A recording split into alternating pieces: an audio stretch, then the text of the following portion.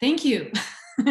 Everybody, welcome. Thanks for taking the time out of your morning to come and really just have some good fun with me. As I was saying off camera, I love talking about this subject, and I literally just, I'm just one of those people that once I start talking about it, I just can't stop. So you're in the right place, honestly, if you love to cook or if you don't like to cook, because I'm going to tell you by the end how you can take that kind of either it's fear or exhaustion or whatever it is that's, you're not comfortable with you and your knife or you and your surroundings or just in general food. Let's just, we'll make this a miracle morning. How's that? How does that sound to you? Good. All right.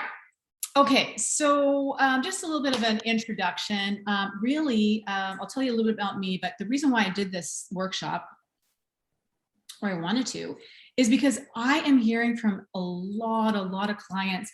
They are either bored and just rinsing and repeating the same meals every week, or they're stressed about what they can eat. They feel like they need to be following a plan, right? A meal plan. And granted, I do meal planning for people, but ultimately what it is really a guide to learn how to explore different ingredients themselves or plan accordingly with the time of their schedule for work or home life and all of that. Really, it's about, I want to have all of my clients and all of the people that I come across really just feel flexible with food and also feel like there is just more of a connection with food. Who here in the chat, if you can type it out, who here feels like they have complete freedom with food? Type it in the chat. If there is freedom with food, and what I mean about freedom is like, you know what you like to cook, you just eat it and everything's just dandy. If you have complete freedom with food then just type F. And if it's, let's say, a lack of freedom, whether it's a little bit or a lot, it doesn't matter. Just say NF, not free. Not free for not free, and then free F. Really simple. Type it in the chat.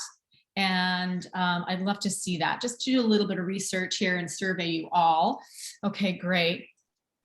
Okay, so I'm not going to be pointing this out all along, but yeah, I mean, we're not born knowing how to cook, right? And a lot of us have come from families where, food was just like an afterthought, or maybe it's like food was, quick and not like connecting, right? Some of us don't have the family atmosphere where everybody, sat at the table at one time, or, and then I know, I'm doing a lot of study on my own with food and psychology, and I have a particular interest in that. And also, food and memories, right? Food and memories. Could you, like the things that bring us closer to comfort. For me, it's when I, smell the smell of cinnamon. And we know now from research that's been done for forever and ever is that the olfactory region of our senses, right, is the fastest to our brain. It's like milliseconds. Like you can evoke an emotional response with the smell. And, I noticed one in my own experience, one thing that I love in the morning, and I realize it reminds me of childhood, and not that I used to eat it like this, but it's the combination of the texture and the aroma. And when I eat sesame butter and I put cinnamon in it, and a little bit of, I've talked about this before, yacon. Yacon is a tuber, which is a resistant fiber, and it's incredible. It actually helps to manage blood sugar. It doesn't provoke that glycemic response. And it's been studied, and it's just an incredible value, because here's the thing is that it's not overly sweet, so your body doesn't like desire more sweetness from having that response, but it gives you a nice mellow sweet So and it does have calories, unlike, let's say, erythritol, which doesn't have calories. We're not worried about the calories. We're concerned with how addictive sweetness is and can be, because a lot of people will, they'll get off of the sugar, the refined sugar, but they'll maybe substitute something that's 300 times more sweet than sugar. And what happens? Their sugar cravings still last. They don't subside. Do you know what I mean? So anyway, side note. So anyway, so that reminded me of when I was a kid, and I loved cream of wheat. That was my thing, cream of wheat. And I would get up in San Francisco, where I lived in the fog of San Francisco. And I remember those foggy summers, and I used to make the cream of wheat, right? And I thought at that time when I was little, I was actually on the road of trying to be healthy and eat healthy. Lilius Yoga and you and Jack LaLanne was my inspiration. And I used to stir it up. And I would sit there and eat that. And it was comforting. And now I know that cinnamon reminds me, and the texture of this tahini butter or sesame butter reminds me of that. So I thought that was really funny. So a little bit about me. If you don't know, if this is the first time that you've been here with me, most of my clientele is, they are women. I do have some men, but women and men who really want to make a change with their eating and their food intake. And a lot of people that I see have gut issues, or they might have food sensitivity issues. Ultimately, they want to feel better, and they want to feel better mind, body, and spirit. And they know it's not about, carb or calorie restriction, not being so stiff, right? We want flow, we want to feel better, but we also want a complete transformation. And I find that food and dealing with food and human beings, dealing with the food aspect of living is so transformational, and it can really, really just envelop your whole state of being. I find, how people eat is oftentimes how they live. You've heard that before, right? How you do one thing is how you do another.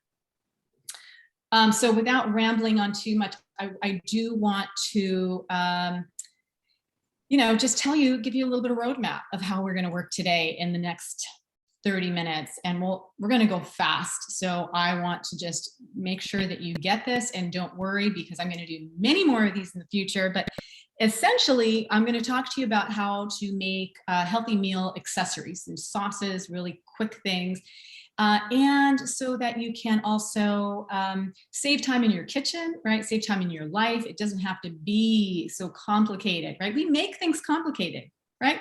And then when we think oh, something's so difficult, once we do it, it's done, and we know it's super easy, right? And then I would love to have you walk away feeling just free of overwhelm, having at least three simple ideas where you can utilize some of these sauces that I'm going to share with you in a multitude of different ways. And then I'm also going to share with you some of the ideas that I have about simple ingredients that I have stocked in my pantry that just make things a breeze, right? How to just really maximize your flow in your kitchen so you just don't have a headache anymore, okay? So, and at the end, I do want to answer some questions and for sure handle that. So who's excited? Who's ready? Awesome.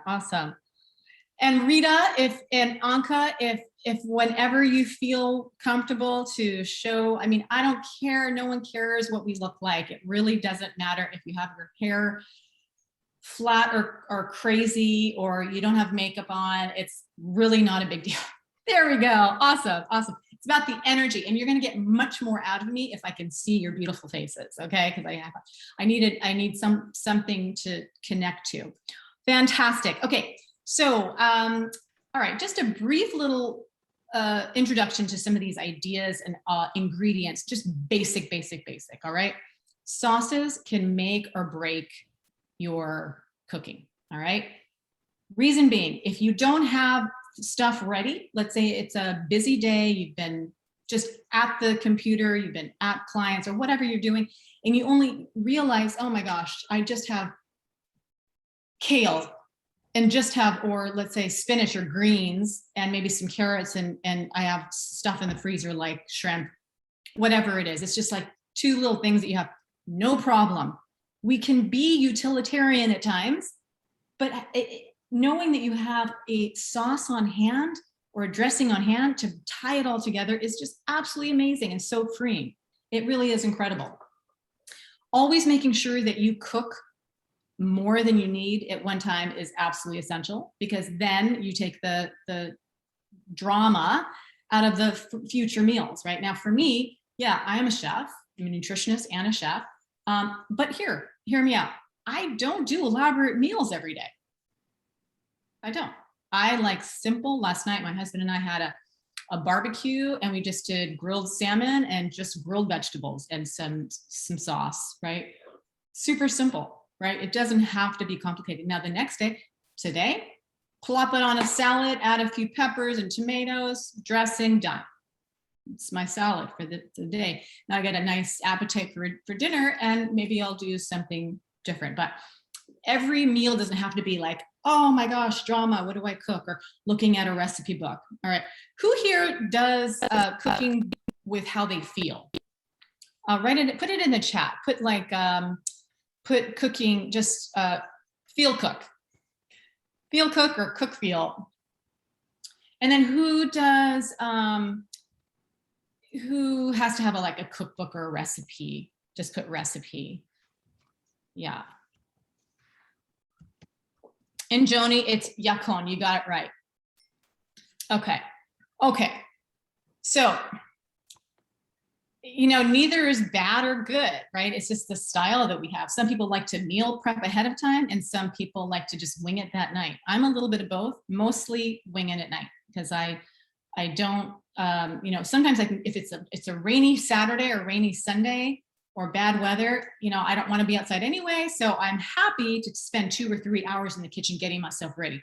But here it's just so freaking beautiful. I have to be outside during the weekend. And so I don't want to spend my days off in the kitchen. So this is why having 2 or 3 sauces can just make everything so much easier. All right. I got some people coming in still. Awesome. Okay. So some basic ingredients that we're talking here. Essential: garlic. Garlic is amazing. Garlic inhibits oxidative stress, which is very inflammatory, which is very aging. It helps the cardiovascular system. It is antihypertensive, so it's great for lowering blood pressure. Olive oil, same thing. It reduces inflammation, protects against things like heart disease, cancer, inflammation of all sorts. Love olive oil. And the best thing is you think about it, like these are medicinal foods in our pantry, right? Okay, I'm not a doctor. I'm not here to say that anything cures or anything like that. But these are things that for centuries, cultures have been using. The Mediterranean, different herbs and garlic in India, in the east of all regions of the world. I'm going to be using basil, and basil, like all of these greens, you can take one recipe that I'm giving you and make it 12 different ways with different herbs. It's amazing. Dill, same thing. Cilantro has this, all of these are very high in chlorophyll, but cilantro in particular has some really great antioxidant polyphenols and compounds that are very good for liver and gallbladder, that are excellent for detoxification. All of them in general are, right? Rosemary in general is very, rosemary has been used for preserving in Europe, in European old century textbooks. You'll see rosemary as a natural preserving agent in fish oil, right? So we've been using that forever. Even taking your favorite herb and putting it in some olive oil, right? Just taking some olive oil, putting let's say 2 leaves of basil or rosemary, that can be a nice oil for drizzling at the top of anything. Chicken breast, you can do roasted vegetables, steamed vegetables, even better. anything. We have flavored olive oils with, you can flavor it with garlic, right? And there is no special way that you need to do any sauce. You can do it many ways. You can do a blender sauce that I'm going to show you. You can do mortar and pestle. This is a mortar and pestle. This is the old-fashioned way. And this way allows you to really get the essential volatile oils from the herbs and also the garlic.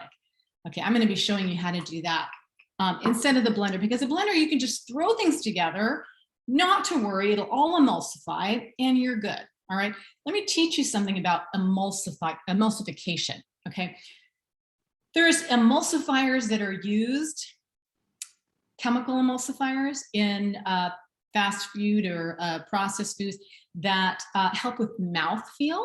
Okay, those are not the emulsifiers that I'm talking about. When I'm talking about, and by the way, those emulsifiers are not only inflammatory, but they're addicting and they're polluting our guts and our livers and our immune systems.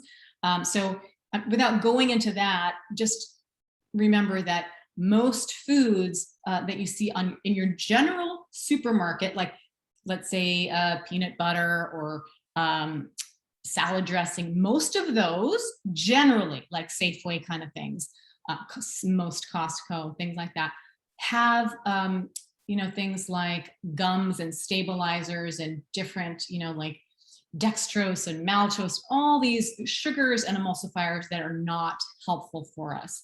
Now, when I talk about an emulsifier that we can use, it's like things that are emulsifiers are mustard, anchovies, shallots and garlic. Those things that you add to, let's say, a vinaigrette can help bring it together, like emulsifies all the other ingredients.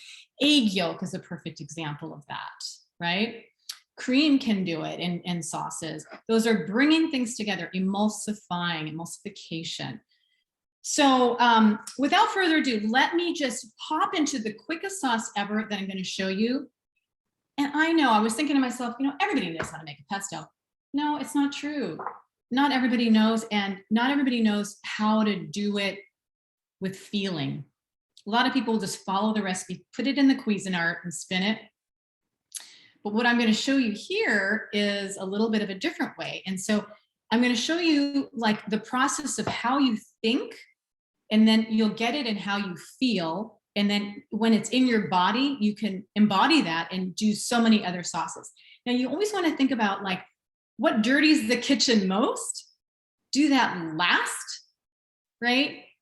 Like if you're doing a sauce, okay, I've got to chop my garlic, chop my basil. I have to do my pine nuts. Usually if you're going to do that in a Cuisinart, super easy, it's done. But there's something magical about doing it in a mortar and pestle.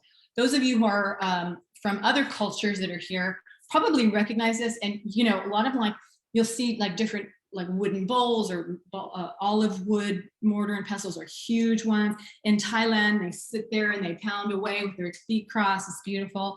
But I'm going to share with you what I'm thinking is that you do your dried, chop, all that kind of stuff first, so things aren't messy and dirty, so you don't have to worry, and you just kind of put everything together from dry to wet. Hear me out. So what I'm going to do is just a super quick pesto for two in under like literally 5 minutes. So I'm going to share with, I'm going to just kind of bring my camera down really quick. I've got my pine nuts, and I'm just going to put a little bit of pine nuts. And this is what I mean. You don't have to cook with a recipe. You can, but this is what I mean about cooking with like just a little bit of love. All right, now one thing I didn't mention to you that I was going to, and I'm going to kind of harp on, is that you always, to make your cooking super fun and just great, stress-free, you always want to have the sharpest knives ever. So this weekend, I want you to all go and get your knives sharpened. You can sharpen them yourself, or you can go to like Williams-Sonoma or let's say Sur La Table or any kind of hardware store. Do you see what I mean here?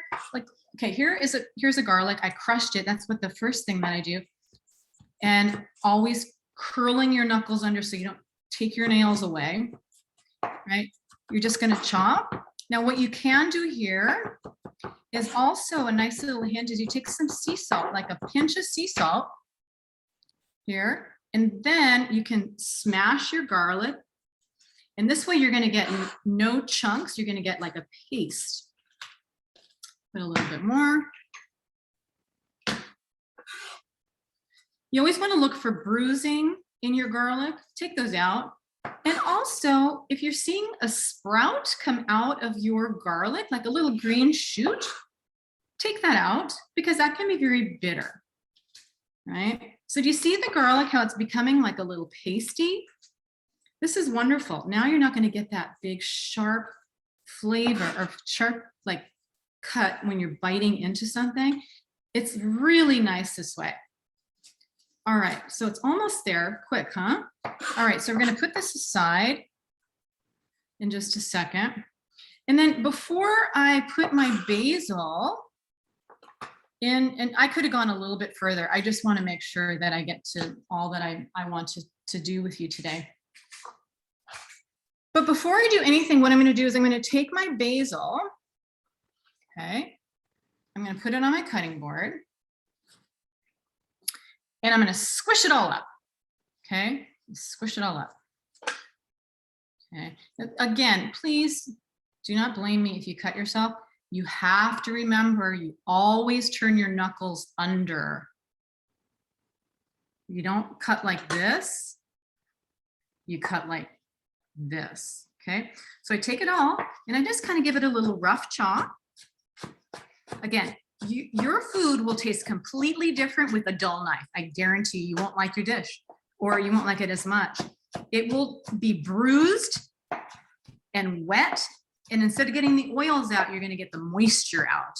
Okay, so then I kind of just do a little 1, 2. Now with this beautiful sharp knife, this is kind of a small knife.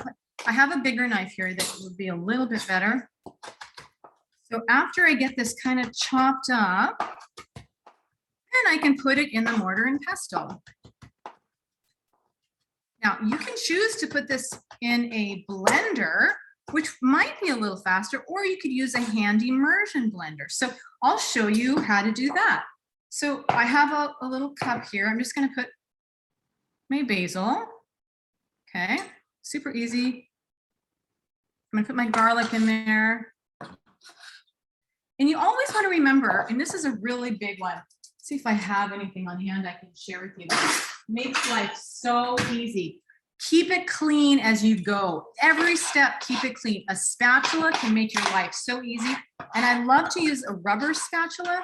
It's just faster. I don't know, something about it. When I went to pastry school, I learned it just was so nice. Okay, so really fast, I'm gonna just take my pine nuts in there.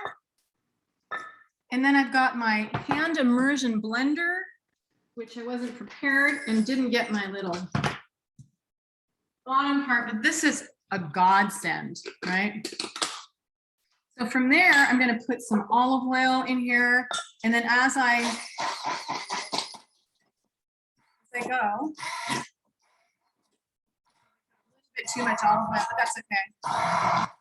Now you can choose to do this.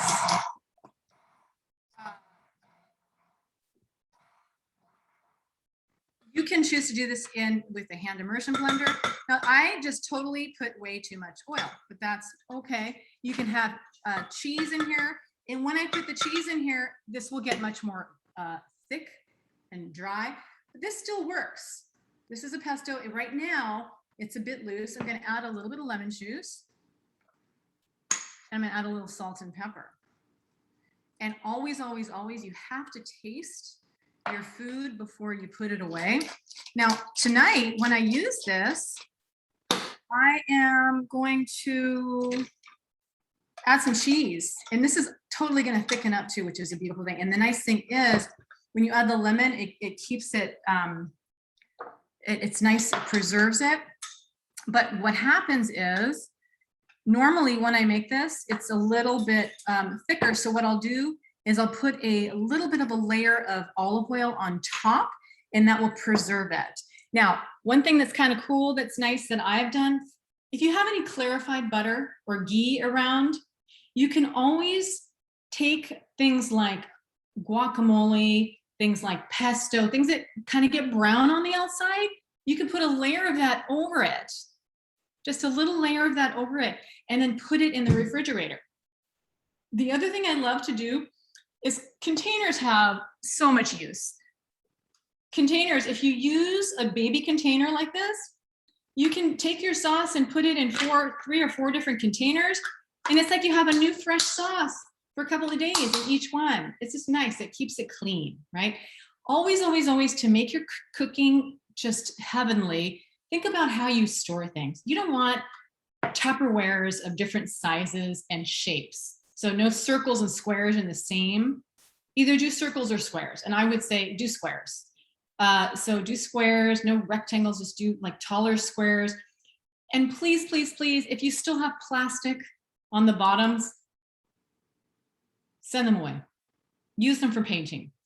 Glass only, right? There's too many toxins in our environment to be using plastic on the bottom, especially if you're using microwaves, which I hope that you are not. And I hope you're using microwave for storage, and that's it.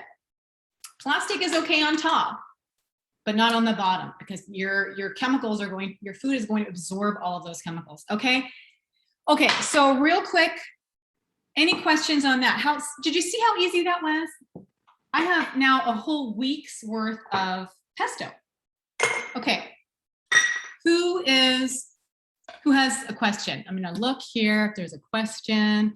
Types of cheese, yeah, I love Parmesan Reggiano, or I love Manchego, cheap. It's not cheap, that's for sure. Sheep cheese. Anyone ever tried Manchego? It's amazing. You can shave it just like Parmesan. You can grate it. It's amazing. It's not a melting cheese, it's a grating cheese. It's lovely. So Manchego, and someone didn't see the knife skill. So what I'm going to show you, I thought that you could see, but generally when you slice, let's say anything you're slicing, you want to have your knuckles under, and you want to slice in a rolling type fashion, and then you want to chop. So you wouldn't want to like just start chopping. You want to have little pieces first, and then chop, chop, chop, chop, chop, chop, shift it around, chop, chop, chop. But I guarantee you, if your herbs have just been washed, you have to spin them dry before you chop. Otherwise, you'll have some problems. Okay. Another quick thing. Ginger, I know you have the directions, but the lime ginger tahini dressing, it is the most simple thing. And I wanted to show you this because you could literally add any herb, cilantro, rosemary, thyme, parsley, basil. This is an amazing one. You can even grate some carrots or radish and put that in there. Super amazing. All right, so all I'm going to do is I'm going to just put this all in a bowl, and I'm going to whisk it. Thing with tahini that you want to know, tahini will thicken. The magical ingredient that you need is a little bit of like a tablespoon of water to bring it back. Okay, so I'm going to put this all in a bowl. Okay, and I love using this sauce for a dipping sauce. Let's say if someone can't eat peanuts, I love it for you know, like a luncheon or like sushi, if I'm going to make some kind of sushi. Okay, so I've got my lime here. You can use lemon as well. And then I've got my oil. And we're talking about great ingredients, right? Not great ingredients, but great kitchen utensils. Having a ginger grater is essential. It's so easy. And don't worry about peeling the ginger. You can just use it as is, as long as it's organic, okay? All right, so I've got my ginger in there. I'm gonna throw in some coconut aminos, which is like soy sauce, but no soy. Half the sodium of soy, and it's made from the sap of the coconut tree. Super easy. It's coming together. Now I'm gonna put my yacon in there. And because now I'm not going to worry, I'm going to use this. I've used it already. It's kind of dirty from my other ingredient, but no big deal because a little bit of basil in here will be fine. See what I mean about that? All right. I'm going to stir it all up. You can put garlic in here if you want, but it doesn't need it. right? Not everything is requiring garlic. So now I'm gonna see how thick it is, right? I have a story about that, I'll tell you later. But here, now I'm putting some water in there, and look at how beautiful it is. It's getting like creamy and pourable. It's lovely. Tahini is amazing.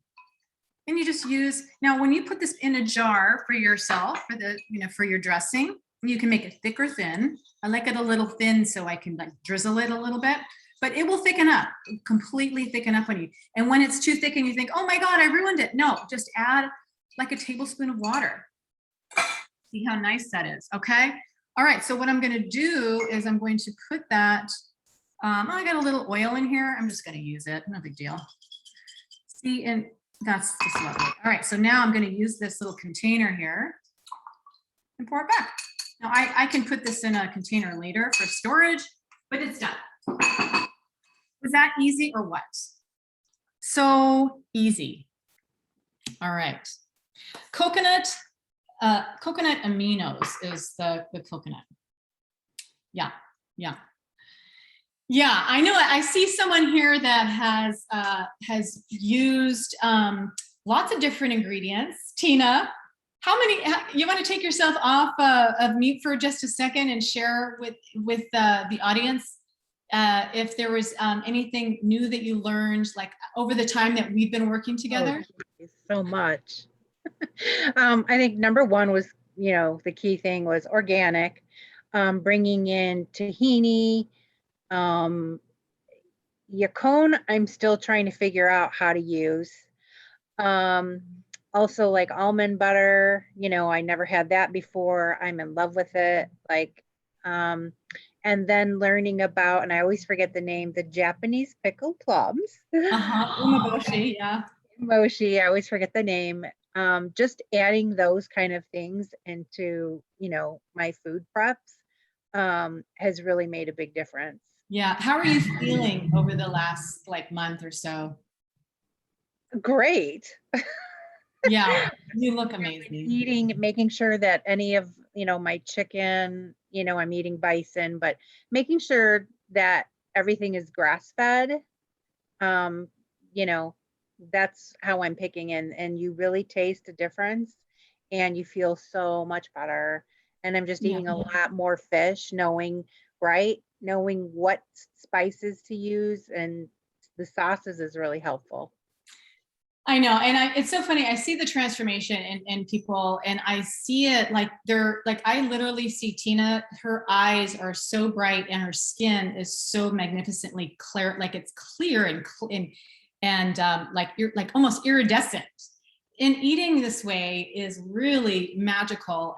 It can really pull you away from stress and emotions and all of the stuff that we're dealing with. But having said that, does anybody have what's your big takeaway? I would just want to make sure to see from you guys, what did you learn? What are you going to do tonight or tomorrow?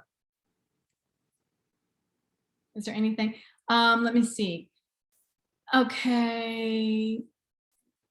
I'm looking, you guys, you wanted to know if I added oil. Yeah, I added oil. Now, a very tiny amount, because tahini is actually it's sesame, right? It's a butter, like a sesame butter, but it does have a bit of fat in it, right? Really healthy fats. Great. Okay, fantastic. So I just want to make sure that you guys have your Weeknight Wins cheat sheet. What I wanted to review with you just real quick before we wrap it up in 5 minutes is really just using your cooking as almost a meditation, right? So much of the time we come into the kitchen, it's like, okay, what are we gonna have? What are we gonna do? I gotta get food on the table.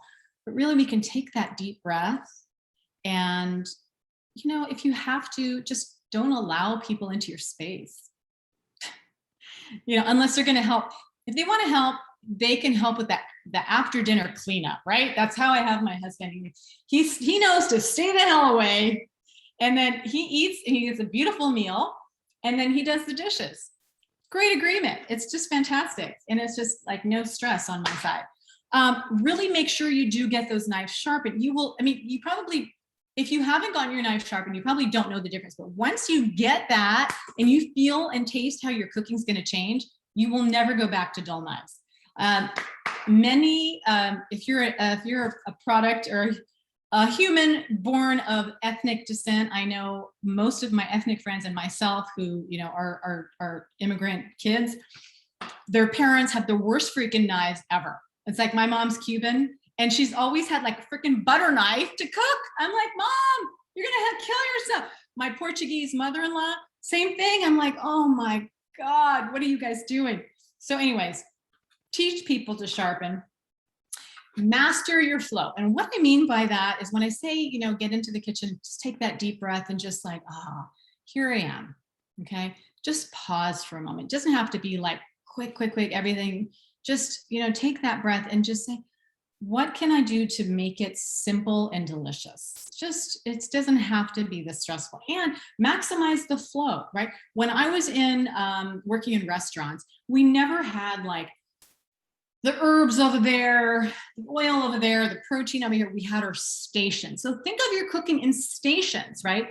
You do your chopping on your kitchen island, right? You have all of your knives right in the drawer in the kitchen island, right? You don't have to walk clear across the kitchen to get the salt. The salt is right near the cupboard where you need all your spices, which is right near you. So keep everything compact, right? When you get your stuff together, put it all out, right? That's what you call mise en place. It's French for in its place. You want to start with what you can see and have everything rather than, okay, I'm going to get this, I'm going to get that. Just have it there, right? Chop your stuff, get all your ingredients measured out or at least poured out, and it doesn't have to be measured, as you can see, and just cook from what you've got right there. It will really help you feel better and really just get in touch with your food. One big thing, essential. I forget to do this sometimes, but remember to take all the dishes out of the dishwasher before you start, right? And every time you use a bowl, it gets cleaned and either put in the dishwasher or rinsed at least and stacked for when you're ready to do the dishes, right? Get all that taken care of, because then it's like a headache and then you just dread doing cooking because you have to clean up. Doesn't have to be that bad. And then again, always make more than you need. Definitely make more than you need. It will really save you down the line. Dishes take time to develop, right? Not only in your head, but in the refrigerator. They taste better a day or two, right? Most things that are fresh, I would say, you know, a 4-day limit is okay. I would definitely.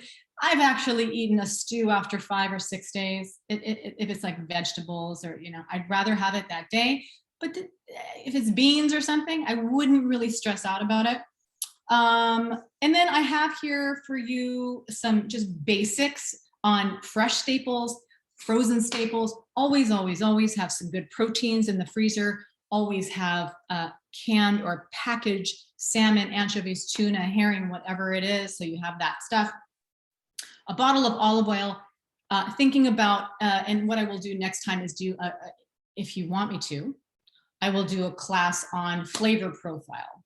Flavor profiles are like ideas of different flavored, let's say, trios that you put together on the fly, right? So you can get spice combinations, right, in your pantry. You can do like, you know, your chili or your Thai or Chinese or Italian mixture, or you can figure it out yourself. So where I'm thinking about this is, let's say, Thai, I'm thinking like ginger, lemongrass, and scallions, or like Chinese, I'm thinking like ginger, scallion, and chili, right? Or Italian, it might be like garlic, basil, oregano, right? South American, I might be thinking of like oregano, garlic, olive oil. It just, you know, you just can think this way, and it gives you a lot of freedom and flexibility. So anyway, I want to be 100%, you know, just give as much as I can, but I also want to respect your time today. I want to answer these last questions, and then I'll let you go. But ginger grater and yacon, great. I like ceramic knives, yeah, but I've been raised and brought up and raised with stainless steel, so I stick with that. Recommendations to sharpen your knives. If you were a novice, I don't. I just don't, because it's really technique, and it's just not worth it to spend the time to learn. I wouldn't though. I would get them done professionally. That's what I would do. You can also remember, you've got like a steel, but that's not sharpening. That's just like getting an edge back. It's not like a true sharpening. Pad Thai taste. Yeah, the Pad Thai taste is amazing. And you can use yakon as well for the sweetness there, as well as paprika and a lime. And the best thing yet, you can get shirataki noodles, which don't have the high glycemic rice. From time to time, once in a while, use the rice. But if you're going to have Pad Thai a lot, you kind of want to watch the rice noodle. It's a refined starch, and it's really going to shoot blood sugar up. But I love the shirataki noodles. I'll type that in the chat, and it's really easy to find. You can go on, it's not shiitake, that's a mushroom, but shirataki, you can find it on Thrive Market, Whole Foods, or pretty much any natural foods market. Great. So I am going to, let's see here. Yeah. Okay, great. So shirataki would be great. It's not really a noodle. It's made out of a tuber, which has 0 starch, right? And it's a resistant fiber. So it actually has negative calories in there for you. So it's not necessarily going to provide you with any nutrition, but it won't spike your blood sugar. And it takes on the flavor of whatever you cook. Anyone ever tried it? Oh, you got to try it. Joy, Joni, you tried it? Yeah, it's really fun. So anyway, I would love to engage with you further if you so desire. I help people with this all the time. I convert non-cooks and cooks both into little cooking machines. And besides that, if there are any gut struggles, this is a big deal. Sensitivities, allergies, food intolerances. Same thing with stress and anxiety. I do a lot of food and food-related therapeutic programs for people like that. It's basically getting your body to calm the inflammation and also rest your mind, right? It's all one big hodgepodge. So I'm going to put my link right there for you. If you want to, I'll give you some time to copy that down. I'm happy to do a 30-minute session with you to just show you and share with you if there are any specific concerns that you might be facing right now, whether it's stress and anxiety, menopause, gut issues, sensitivities, I mean, you name it. I love dealing with this concern. Ginger grater and a regular small grater. Well, I find it's just faster. And what I do not like is when I do a grate in just a regular grater, the fibers get stuck, right? So here they don't get stuck. And then you've got this little tool here to get all that stuff out, and you don't lose any ginger. The other thing that I might mention to you that's fabulous is that you can always grate like a nice little knob of ginger. This would be like a knob of ginger, and take all your ginger and squeeze the juice out of it. You'll get tons of juice out of it. And you can add that to anything. Like you could add that to the pesto and make it sort of a Asian pesto. You could add the ginger juice to basically anything, to a chicken marinade, to a carrot dressing, to your morning juice, right? Like kale and ginger, or if you're doing like a smoothie, you want a little bit of a spark, ginger. If you've got some gut issues, ginger is your best friend, but do be careful. I'm going to end with this story is there was one time where I had it was cold and it was just a really yummy day, and I was having ginger tea. I probably had like 5 or 6 cups, which was really not that unreasonable. But by the end of the day, my stomach hurt so bad. Ginger is great to a point, but it can also hurt your gut if you have too much. And this is a great opportunity for you to know that just because things are natural in your kitchen, that's fine. But herbs, you have to be very careful when you take them. You know, if you're just self-medicating with herbs, be very careful, because if you don't need that herb and you use it for a long time, you can actually have detrimental effects. So herbs are not to be taken lightly. Herbs in the kitchen is a different story, but herbs in large quantities, medicinally, and also even just pulsing those herbs, like if you're taking, let's say, ashwagandha or turmeric or curcumin rather, you want to also know that you need to take a break and then start it again, take a break and then start it again. Okay, lovelies, it was wonderful chatting and being with you this morning. Thanks for coming. And whatever I can help you with, let me know. It was really fun. Take care.